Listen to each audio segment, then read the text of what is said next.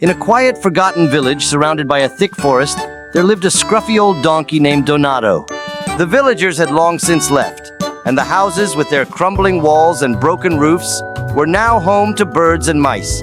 Yet, even though all the people were gone, old Donato remained, stubborn as ever, a tiny gray speck among the ruins.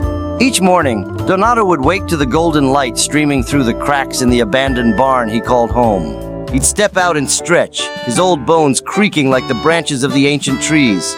Well then, he'd mutter to himself, let's see what today has in store.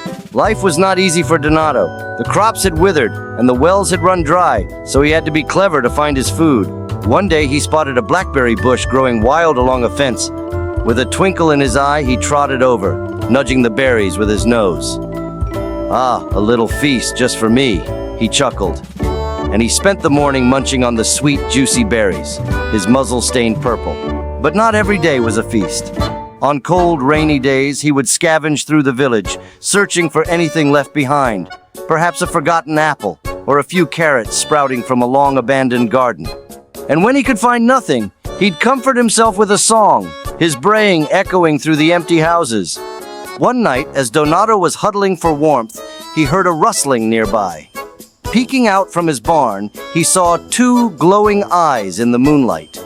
It was a fox, sleek and clever, who had wandered into the village. "Ho there, old donkey," the fox said with a grin. "Aren't you afraid to live here all alone?" "Afraid?" laughed Donato. "Why, I've been here longer than the stones in these walls. This is my home." The fox, amused, decided to join him for a few nights, and soon the fox brought along a pair of chatty sparrows and a grumpy old badger from the forest. Each night they'd gather by the barn, sharing tales of their adventures, their laughter filling the empty village streets. Together, they formed a ragtag family, protecting each other and sharing their food. They would hunt, forage, and even plant seeds in an overgrown garden plot, turning the once abandoned village into a little oasis of life. And so, as the seasons turned, the village no longer felt abandoned. Old Donato, with his newfound family, became the heart and soul of the village, proving that even in the loneliest of places, friendship and warmth could make any house a home.